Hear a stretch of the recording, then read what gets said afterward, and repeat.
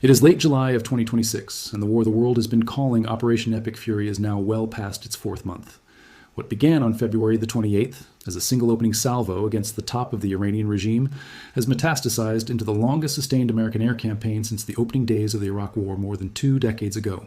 In the last 10 days alone, United States Central Command has flown consecutive nights of strikes against Iranian command centers, missile and drone launch sites, air defense batteries, and maritime targets stretching from the Hormuz littoral to Shiraz and Isfahan. And now, for the first time since the war began, the conversation inside the White House and inside the Pentagon has shifted from a purely aerial campaign towards something far more consequential: whether American forces, or forces fighting alongside them, will actually set foot on Iranian soil.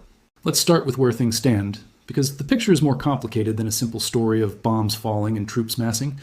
This war did not begin as a slow escalation. It began with a decapitation strike.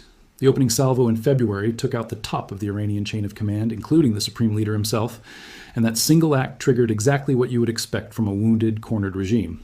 Hundreds of retaliatory missiles and thousands of drones launched across the region within days. Since then, the war has moved through phases. There was a period of intense strikes in the spring. There was a ceasefire that briefly held. There was a resumption of hostilities in early July after Iranian forces struck commercial shipping in the Strait of Hormuz. And now there is this current phase, arguably the most dangerous one yet, where the target list has expanded to civilian-adjacent infrastructure, where American troops have been killed and wounded in the region, and where the word invasion is no longer being used only by cable news pundits. It's being used by the Pentagon's own planners. So what actually changed? The turning point, as best we can tell, was a public warning the president posted directly to his social media account. The substance of it was blunt. Anytime Iranian forces fire on a ship transiting the Strait of Hormuz, whether that's a missile, a rocket, a drone, or anything else, the United States will respond by destroying a bridge or a power plant inside Iran. That's not a subtle deterrent message.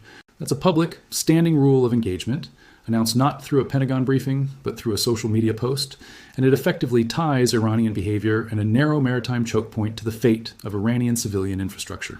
Whatever you think of that approach, it marks a shift from targeted strikes against military and IRGC assets toward a broader campaign designed to make ordinary Iranians feel the cost of their government's continued resistance. And in the days since that warning, we have in fact seen strikes against bridges, against power infrastructure, and reporting that a mountain facility believed to house missile or weapons infrastructure is next on the list for sustained bombardment. At the same time, something else has been quietly building in the background, and that's the debate over ground operations. This is where you have to separate rumor from reporting.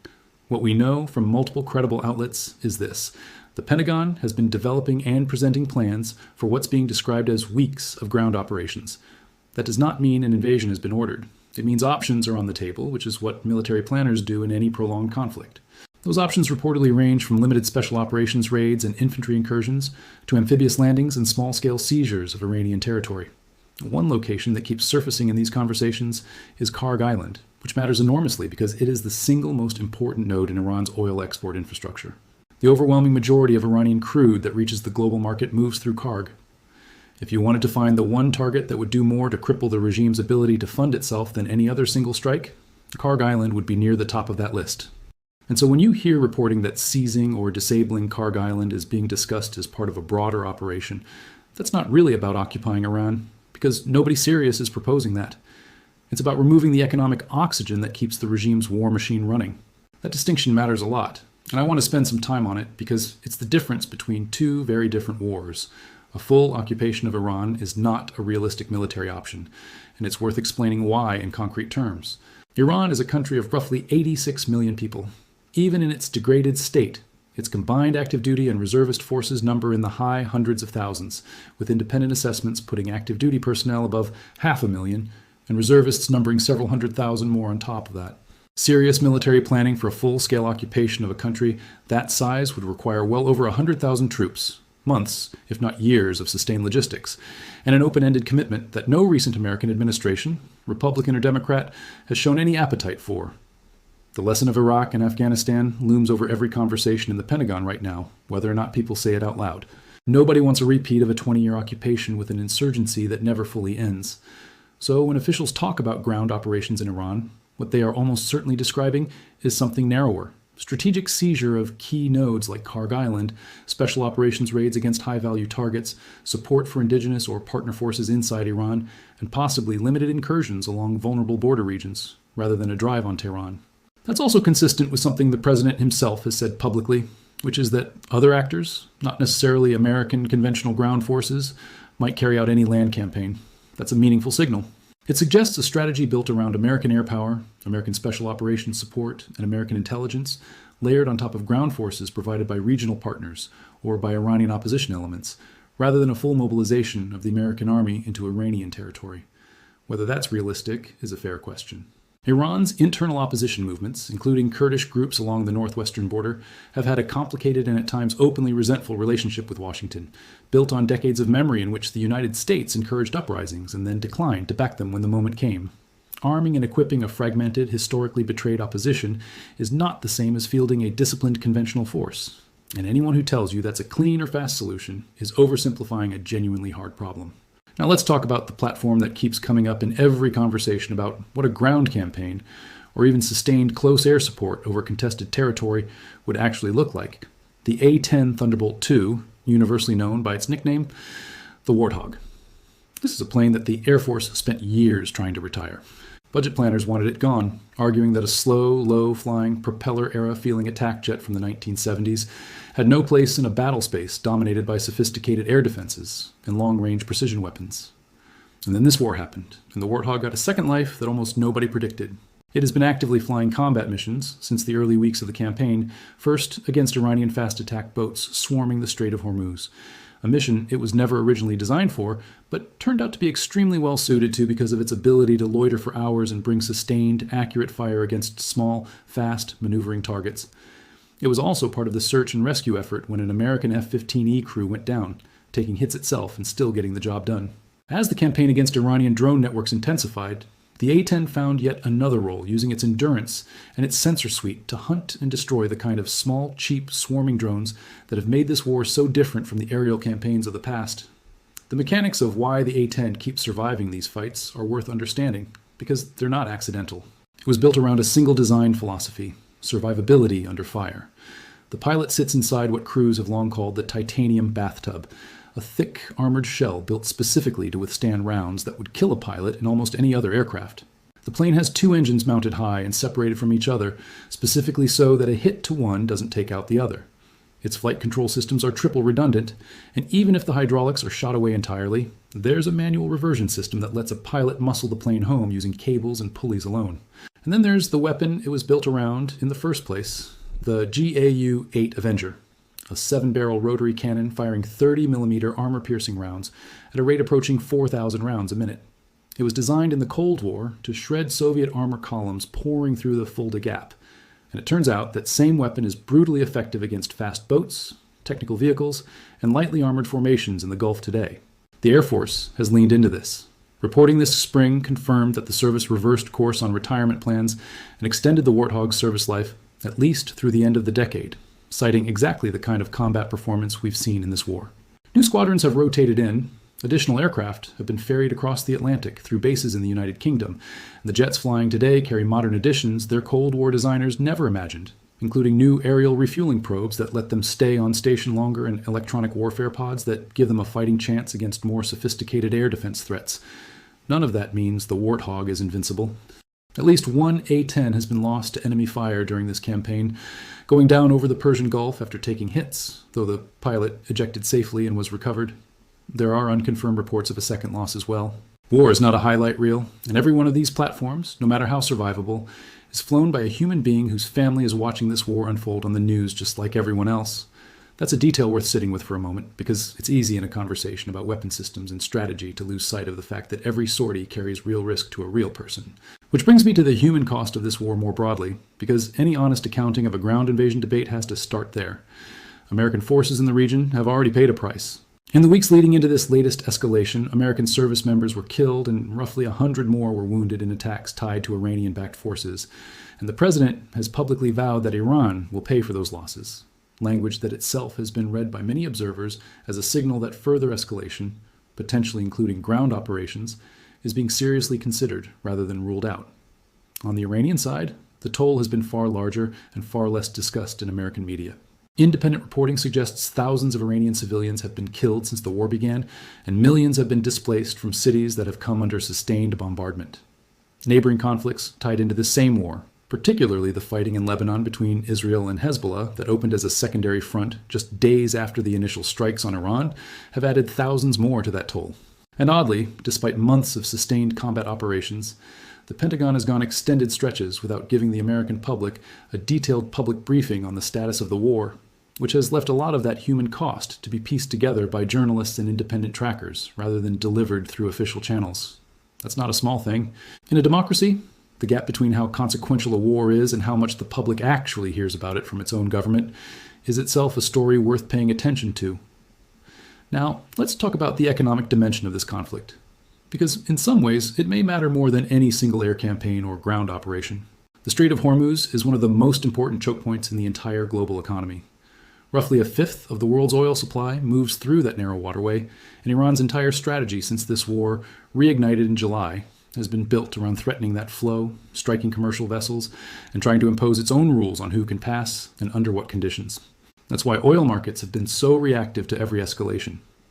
Prices spiked sharply after Iranian forces struck tankers in early July, and while they remain well below the extreme highs seen earlier in the war, the pattern is clear.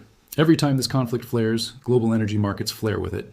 This is also why so much of the strategic conversation among analysts keeps circling back to economic pressure rather than pure military pressure. The argument, and you hear versions of it from people who have spent their careers around intelligence and defense policy, is that the most effective way to actually break the regime's ability to sustain this war isn't more bombing, it's cutting off the money. Every barrel of oil that leaves Kharg Island, every dollar that flows back into the IRGC's coffers, is fuel for exactly the kind of proxy war and drone production this conflict has been defined by. If you starve that revenue stream through blockade, through sanctions enforcement, through direct interdiction of the export infrastructure itself, you're attacking the actual center of gravity rather than just degrading the visible military assets that can, to some extent, be rebuilt or replaced. But that argument comes with an uncomfortable asterisk, and it's one worth stating plainly rather than glossing over. A full economic strangulation of Iran does not primarily hurt the regime first. It hurts ordinary Iranians first, because that's how authoritarian security state governments have always operated under pressure. The Iranian leadership has shown, in uprising after uprising over the past several years, that it is willing to meet civilian unrest with lethal force rather than reform. There were protests earlier this year driven substantially by economic desperation, and by most accounts they were met with mass arrests and killings rather than concessions. So the people making the case for tightening the economic noose around Iran are not naive about this. They're making a bet that enough sustained pressure eventually cracks the regime's grip, even if it inflicts serious suffering on the population first. And they're doing so while acknowledging, if they're being honest, that this is a genuinely painful trade-off, rather than a clean strategic win. This is also where the debate over arming an internal opposition comes back into the picture. There's a recurring historical reference that keeps surfacing in these conversations. The way the United States and its allies armed resistance movements in occupied territory during the Second World War, deliberately designing simple, easy-to-use weapons that required minimal training so that ordinary civilians with no military background could put up meaningful resistance. The idea being floated now is a modern echo of that approach, essentially betting that if enough Iranians who want to see this regime fall have access to basic arms, sustained protest could turn into something more than protest. It's an appealing idea in the abstract. It's also worth remembering how it played out the last time large numbers of unarmed or lightly armed Iranian protesters took to the streets. They were met by a security apparatus, the IRGC and the Basij militia among others, that has never hesitated to use lethal force against its own citizens. And the casualties were severe. Arming a population against a regime with a decades-long track record of brutal internal suppression is not a guarantee of a happier outcome. It's a gamble with an uncertain and potentially very bloody result. And anyone presenting it as an obviously good plan is skipping over that history.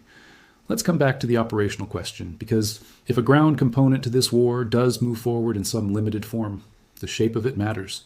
Every serious account of how a modern American close air support operation would work in this environment starts with joint terminal attack controllers, the specially trained personnel embedded with ground units whose entire job is talking pilots onto targets while making absolutely certain friendly forces stay out of the blast radius.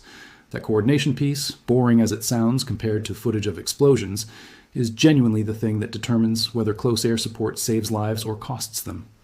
It's also where a platform like the A-10 earns its reputation because, unlike a fast jet making a single high-speed pass, the Warthog can loiter over a battlefield for extended periods, communicate continuously with ground controllers, and bring precise, sustained fire exactly where it's needed without having to disengage and come back around. There's also a broader question of how manned platforms like the A-10 would operate alongside the newer unmanned systems that have become such a defining feature of this war. Loitering munitions and autonomous drone systems capable of releasing their own smaller drones have already been used extensively in this conflict, both by American and Allied forces, and, on the other side, by Iran and its proxies.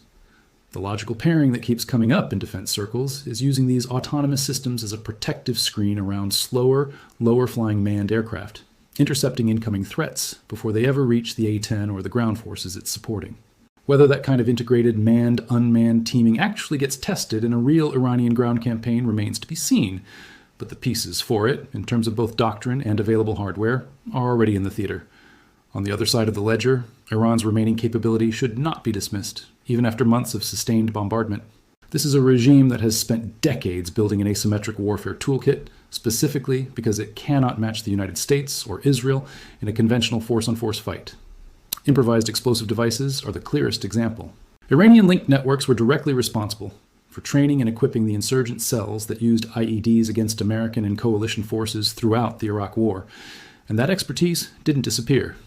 If there is any ground component to this conflict, however limited, planners are going in with the assumption that Iranian and proxy forces will lean heavily on exactly that kind of asymmetric tactic, along with man-portable air defense systems that can threaten low-flying aircraft, including, yes, even something as heavily armored as the A-10. That's precisely why officials talking about a ground operation keep emphasizing that it would not look like the large footprint prolonged occupation-style campaigns of Iraq or Afghanistan. It would need to look like something faster, narrower, and more surgical, built around special operations forces, precision targeting, and partner or proxy ground elements rather than a mass infantry advance. It's also worth putting this war in its full regional context because Iran is not fighting this alone and the United States is not the only party involved. Israel has been engaged since the earliest days of the conflict, and a secondary front opened in Lebanon within days of the initial strikes as Hezbollah entered the fight and Israeli ground forces began operations in the south of that country. That front has produced a devastating toll of its own, with a cumulative death count in Lebanon running into the thousands since the war widened there. There have been diplomatic efforts running in parallel with all of this, including a framework agreement reached in late June aimed at eventually disarming Hezbollah and stabilizing the Lebanese front, with Lebanese officials shuttling to Washington to push for American pressure on Israel to pull back and reinforce that fragile arrangement. Meanwhile, Iranian-backed militias in Iraq remain an unresolved piece of the puzzle, with ongoing disputes over whether groups like Kataib Hezbollah will actually disarm ahead of a planned withdrawal of coalition forces from Iraqi Kurdistan later this year. And now, just this week, the Houthis in Yemen have escalated their own attacks against shipping tied to Saudi Arabia, explicitly threatening to widen this war even further across the region. None of these fronts exist in isolation. Every one of them draws on the same limited pool of American attention, American assets, and American political capital.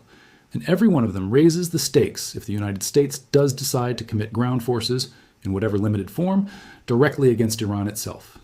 So where does that leave the actual question everyone keeps asking? Is a ground invasion coming? The honest answer, based on everything that's been reported through credible channels, is that no ground invasion has occurred and none has been formally announced.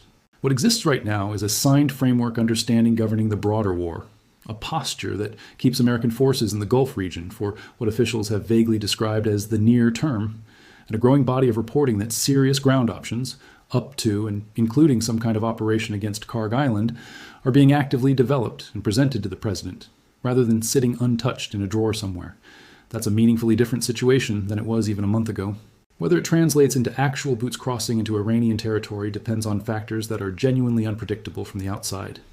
Whether the current ceasefire arrangements hold or collapse, whether Iran escalates further in the Strait of Hormuz or through its proxy network, whether the economic pressure campaign starts to visibly crack the regime's grip without military intervention, and, frankly, on political decisions being made day-to-day inside a White House that has shown a consistent pattern throughout this war of signaling maximalist threats publicly, while, so far, stopping short of the most extreme options available to it.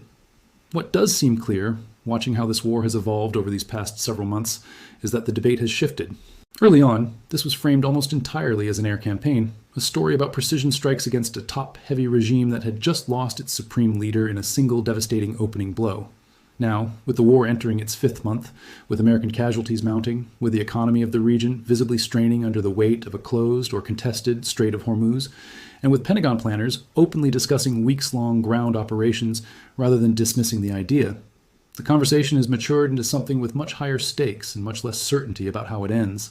There are credible voices arguing that squeezing Iran economically, choking off its oil revenue at the source, arming its internal opposition, and continuing a targeted air campaign against military infrastructure is the most sustainable path to actually ending this regime's ability to wage war, without the enormous human and political cost of a large-scale ground occupation.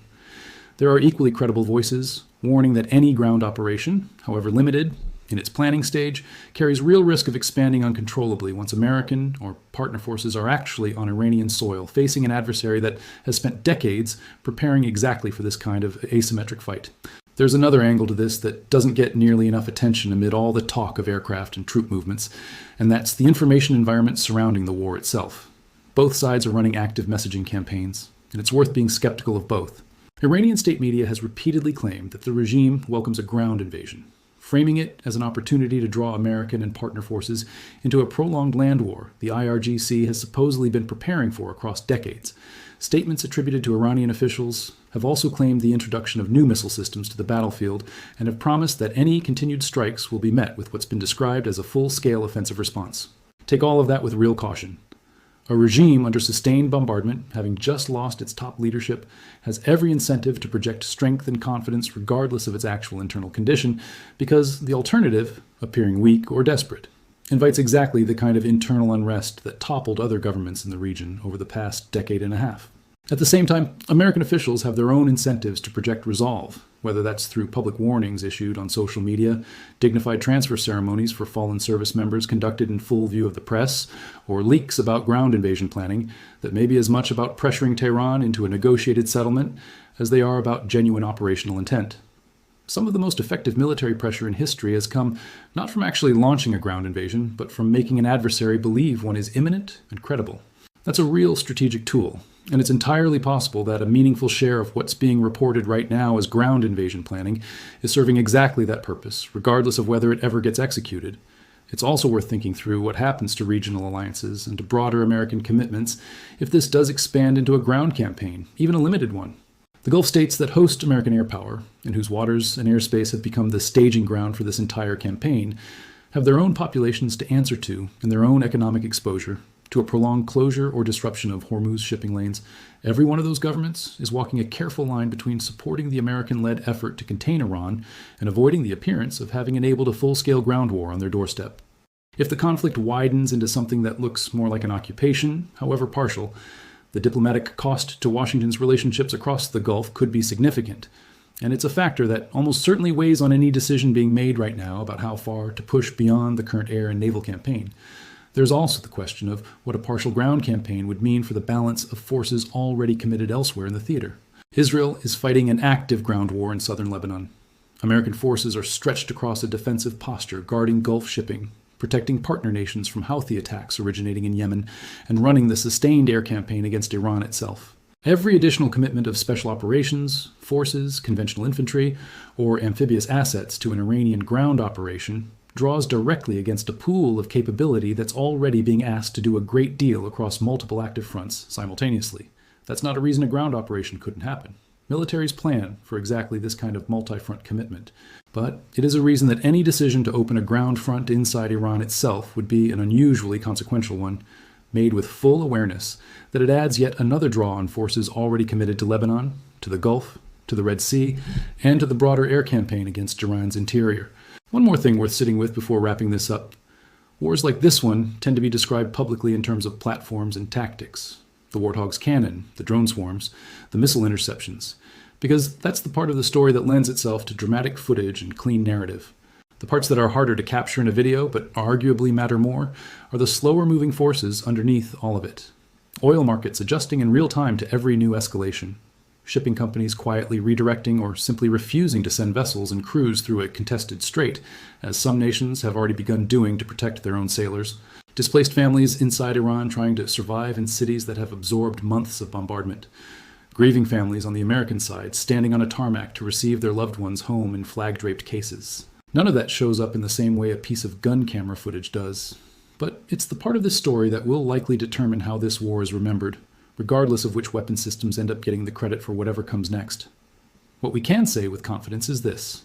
The A-10 Thunderbolt, a plane that was scheduled for retirement before this war began, has become one of the signature platforms of this entire conflict, valued precisely because it can survive punishment, loiter over a battlefield, and bring devastating, controllable firepower against exactly the kind of small, fast, dispersed threats that define this particular war, whether that's a fast attack boat in the Strait of Hormuz, a drone swarm over the Gulf, or, if it comes to that, a column of vehicles supporting a ground incursion. The economic dimension of this war, centered on the Strait of Hormuz and on Kharg Island's role as the artery of Iranian oil exports, may ultimately matter more to how this conflict ends than any single strike package or ground operation. And the human toll, on both the American and Iranian sides, has already been severe enough that whatever comes next, whether that's a durable ceasefire, an expanded ground campaign, or something in between, deserves more attention from the public than the intermittent and often thin official briefings this war has received so far. This is still an unfolding story, not a settled one, and anyone telling you with total certainty exactly how it ends in the coming weeks is guessing, same as the rest of us watching it play out in real time. If there's a single thread worth holding on to through all of this, it's that every option on the table right now, sustained airstrikes, an economic blockade tightened around Kharg Island, arms flowing to opposition and Kurdish elements inside Iran, or some narrower version of a ground operation aimed at a handful of strategic objectives rather than a full occupation, comes with a real cost attached, paid by real people on both sides of this conflict. The A-10s flying over the Gulf right now are flown by pilots with families watching the news just like the rest of us. The bridges and power plants being struck inside Iran sit in cities where ordinary people, who never chose this war and have limited ability to stop it, are the ones absorbing the consequences. The service members whose flag-draped cases have been carried off aircraft on American tarmacs left behind parents, spouses, and children who will be living with this war long after the headlines move on to something else. Keeping that human weight in view doesn't answer the strategic question of whether a ground campaign makes sense. But it's the context that should sit underneath every conversation about drone teaming, cannon rates of fire, and troop numbers, because at the end of any strategic debate, this is still a war, with everything that word actually means. Thanks for sticking with this one through to the end. This is a fast-moving story, and whatever happens next, whether it's a durable ceasefire, a narrow operation against a single strategic target, or a wider ground campaign that none of us can fully predict from where we're sitting today, it's worth continuing to follow closely, with a clear eye on both the strategy and the human cost, rather than settling for whichever version of the story is loudest on a given day.